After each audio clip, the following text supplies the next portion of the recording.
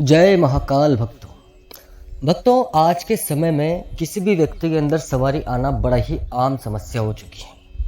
हम देखते हैं कि अक्सर भक्ति के मार्ग पर जितने भी साधक हैं उनमें से कम 70% लोगों के शरीर में सवारियां आ रही हैं, लेकिन उन 70% में से भी केवल 20% लोग ही ऐसे हैं जिनकी सवारी का पर्दा खुला है और वह गद्दी लेकर बैठी है, अपने नाम पते बता रही है और लोगों के दुख काट रही है, कार्य कर रही है।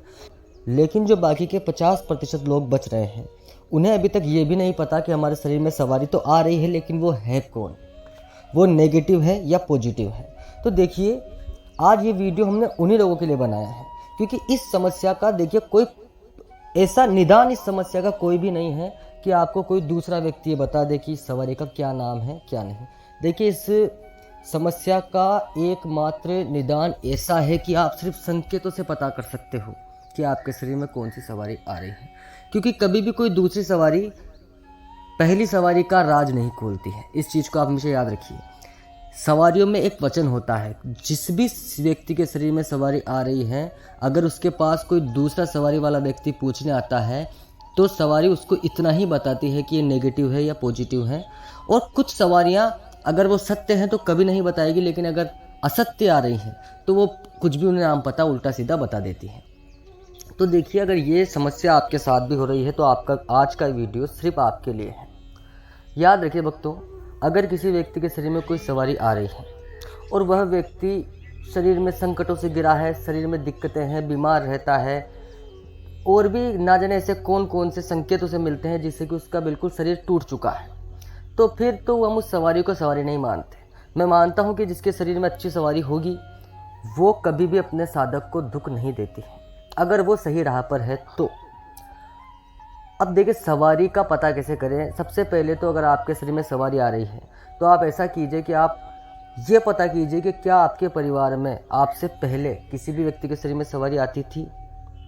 अगर आती थी तो इसके 70% चांस हैं कि वही सवारी आपको आ रही है। और मान लीजिए अगर आपके परिवार में किसी भी व्यक्ति को कोई सवारी नहीं आ रही है तो उसके बाद में दूसरा नंबर आता है आपके इष्ट देव का। आप ये देखिए आप कौन से देवता की भक्ति करते हैं। अगर आप महादेव की भक्ति करते हैं, कृष्ण जी की भक्ति करते हैं तो फिर वो अलग बात है। लेकिन अगर मान लीजिए आप काली माता के भगत हैं, दुर्गा माता के भगत हैं, किसी जिन्न जी महाराज के भगत हैं, भूमिया जी महाराज के भगत हैं, किसी लोक देवता के भगत हैं, तो इसका भी चांस है कि या फिर वो सवारी आपके शरीर में आ रही है। तो देखिए पहला अधिकार क्या होता है, हमेशा घर के देवी देवताओं का व्यक्ति के ऊपर पूर्ण रूप से अधिकार होता है। या तो आपके घर का कोई व्यक्ति शांत हुआ हो, किसी की डेथ हुई है तो आजकल वही उत जी महाराज के रूप में प्रकट रहे हैं। उसके बाद में अगर मान लीजिए आपके घर का नहीं होगा तो आपकी कुल की पीढ़ियों में से कोई पुराना हो, या उससे भी पहले या उस समय आपके घर में किसी भी व्यक्ति के शरीर में कोई सवारी आ रही है और किसी कारणवश अगर उसकी डेथ हो चुकी है या उस देवी देवता ने उस साधक को छोड़ दिया है तो वो शरीर में आपके आ सकता है। तो देखिए ये तरीका है। या फिर आपका इष्ट देवता। और हमेशा याद रखिए कि सवारियाँ इन्हीं के इर्द गिर्द घूमती हैं। और या फिर आपके आसपास ऐसा कोई स्थान हो जो पुराना हो, खंडर हो, या फिर आपके आसपास ऐसा कोई स्थान हो जहाँ पर पहले देवी देवता आते थे अब नहीं आ रहे, तो वो भी आपको पकड़ सकते हैं। तो जब भी आपको अपनी सवारी के विषय में पता करना हो कि मेरे शरीर में कौन सी सवारी आ रही है तो पहले आप इन 3 चरणों पर ध्यान दें। इन विषयों के बारे में सोचें कि अगर मेरे शरीर में सवारी आ रही है तो ये देवता हो सकते हैं। उसके बाद में अगर आप 100% निष्कर्ष निकाल लेते हैं कि मेरे शरीर में इनमें से कोई भी सवारी नहीं आ रही है तो फिर एक ही रास्ता बचता है और वो है आपके स्वप्न के माध्यम से संकेत मिलते हैं। उन संकेतों को समझकर आपको पता करना है। हमने एक वीडियो आपको बनाकर दे रखा है कि दुर्गा माता के संकेत कौन से हैं, काली माता के संकेत कौन से हैं, जिन्न के संकेत कौन से हैं।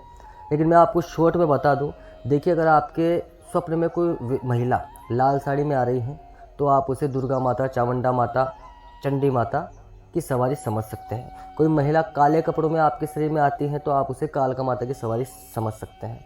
इसके बाद बात करते हैं, अगर कोई व्यक्ति, कोई मनुष्य किसी भी प्रकार के रूप में हो, लेकिन अगर वो आपके स्वप्न में काले कपड़ों में है तो आपको 100% काल भैरव की सवारी है या फिर किसी ऐसी शक्ति की सवारी है जिसे आप जिन्न कह सकते हो।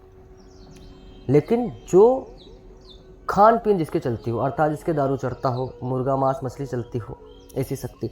और मान लीजिए अगर आपके सपने में कोई सफ़ेद कपड़ों में व्यक्ति आ रहा है, तो सफ़ेद कपड़े में हो सकता है कि वो आपके घर का पूर्वज हो, कोई पुराना जिंद हो जो साफ सफाई से रहता हो, या कोई सगस जुजार, इस प्रकार का देवी देवता वो होगा।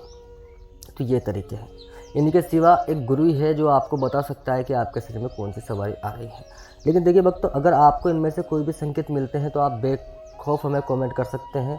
हम आपके कमेंट से ही पता कर लेंगे कि आपके शरीर में कौन सी सवारी है। जय श्री महाकाली, ओम नमः शिवाय, हर हर महादेव।